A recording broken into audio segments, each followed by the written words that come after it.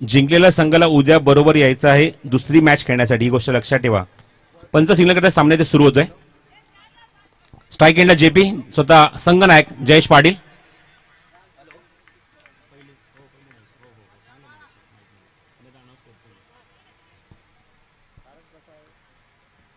पहिला चेंडू समोर खेळायचा प्रयत्न, गॅप खूप मोठा, वॅकेंट एरिया आहे, बघा क्षेत्रक्षक दूर नाही तो जेडी चेंडूवर पोहोचेल, चेंडू फेक करेल, फंबल आणि त्याचा फायदा उचललाय. 2 धावा.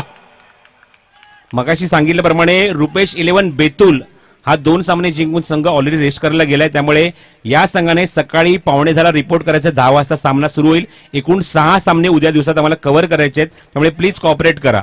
रुपेश 11 बेतुल विरुद्ध गावदेवी गावठण उरण हा पहिला सामना असणार आहे. क्या स्टार्ट हुआ है देखिए इस गेंद की अगर बात करें तो अच्छा स्ट्रोक ऑन साइड पर, खराब फील्डिंग और 2 रन यहाँ मुकल बरकती में दोनों बल्लेबाज. रोहन पुन्हा सज्ज, समोर जेपी स्वीप करायचा प्रयत्न होता, टायमिंग होत आहे, पंचांकडे स्ट्रॉंग अपील होत आहे, पण पंचांचा त्याचा काहीच इम्पॅक्ट नाही. 2 धावाचा प्रयत्न पुन्हा एकदा असेल, बॅकअप त्या ठिकाणी खूप लेट येत आहे, डिले येत आहे आणि तोपर्यंत 2 धावा पुन्हा एकदा धावून इथे पूर्ण होत आहेत. दोन्ही फलंदाजांकडून पंचांचा इशारा लेग बाईचा संघाच्या खात्यात आहे. पॉवर प्ले मध्ये, सुपर ओव्हर मध्ये आपण बघितलं, पॉवर प्ले म्हणणार नाही तर सुपर ओव्हर मध्ये धावा येणं इम्पॉर्टंट, मध्ये कशा येऊ, लेग बाईज बाईज किंवा बॅटमॅन नाही हो, आणि त्या धावा नितीशात मिळत आहेत जागृती लेवलला. बिल्कुल आपने सही कहा, रन कैसे भी आए दे ऑल काउंट होने वाले हैं. स्कोर 4 रन बगैर किसी नुकसान के. रोहन पुन्हा एकदा सज्ज, पुढचा चेंडू स्वीप करायचा पुन्हा एकदा प्रयत्न होता, भरपूर सफल झाला फलंदाज. नॉशकिंगला कोणीच बॅकअपला नाहीये खेळाडू, डायरेक्ट हिटचा प्रयत्न पण बॅकअप खूप लेट येत आहे आणि पुन्हा एकदा एक धाव तिथे कंप्लीट होते. पुन्हा एकदा पंचांचा इशारा लेग बाईचा येतोय, धावा येणं ह्या इम्पॉर्टंट आहेत. देखिए ये जो शुरुआत है ना बिल्कुल इवेंटफुल है, बहुत सारी चीजें हो रही है. एक 2-3 गेंदों में 5 रन बगैर किसी नुकसान के. जयेश तो ऊपर खेल रहे, विकी मुंबईकर अब एक बार फिर सामना करेंगे रोहन का, लेकिन पहले 3 गेंदों में रोहन ने बहुत अच्छी गेंदबाजी की है.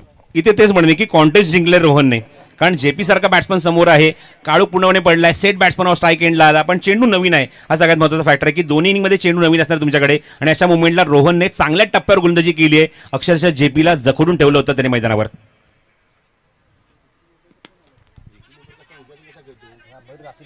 मयूर दातीलकर समोर आहे, 2 धावाचा प्रयत्न सुरू आहे, फेक चांगली झाली आहे जेडी कडून, एक्सलंट फिल्डिंग. काय एफर्ट आहेत मयूर दातीलकरच्या बॅटमधून. ही पहिली धाव आपण बघतोय आणि एकूण धावसंख्या संघाच्या खात्यामध्ये आपण ज्या बघतोय तो एकूण 6 धावा. और प्रसाद देखिए इस ओवर की बात कर तो कोई चौका नहीं है, कोई छक्का नहीं है, मतलब रोहन ने अच्छी गेंदबाजी की है इस सुपर ओवर में. हो निश्चितच चांगलीच गोलंदाजी म्हणेल, इकॉनॉमिकल गोलंदाजी म्हणेन सुपर ओव्हर मध्ये रोहन कडून. रिव्हर्सचा अटेम्प्ट जेपीचा क्षेत्ररक्षक कव्हर मध्ये आहे, चेंडू कव्हर करेल सुहास पवार त्या ठिकाणी आणि फक्त एकच धाव. बघा 5वा चेंडू टाकलाय जवळ आपण बघतो मैदानावर, तो रोहनने एकही मोठा फटका मारण्याची संधी दिली नाही. संघनायकाचा विश्वास, खूप क्विक तुम्हाला ऍक्शन, इथे मात्र निर्णय घ्यावा लागला आणि तो निर्णय मात्र खरा साबित होतोय, योग्य साबित होतोय. इथे मात्र रोहनने अत्यंत इकॉनॉमिकल एकदम कंजूस षटक टाकलंय. धावसंख्या 10 फलकावर 7. वेगवान चेंडू ड्राईव्ह केलाय, क्षेत्ररक्षक कव्हर मध्ये आहे, क्षेत्ररक्षक तिथे चेंडू कव्हर करतोय सुहास पवार, चेंडूची फेक होते स्ट्रायकिंग एंडला आणि ते मात्र फलंदाज बाद होणार. काय गोलंदाजी केली आहे, अप्रतिम षटक. पॉवर सुपर ओव्हर मध्ये एवढं चांगलं षटक असूच शकत नाही असं मी प्रशांत म्हणेन. आणि काय चेंडू हाताळलेत. यू आर एब्सोल्युटली राइट, आपने सही कहा, क्योंकि यहाँ आप सुपर ओवर में गेंदबाजी कर रहे हैं और 6 गेंदों में आपने रन दिए हैं कुल मिलाकर 8, और अब जीतने के लिए 9 रनों की जरूरत है. इंटरेस्टिंग मैच है, रोचक मुकाबला रहेगा, बहुत बढ़िया गेंदबाजी रही है, लेकिन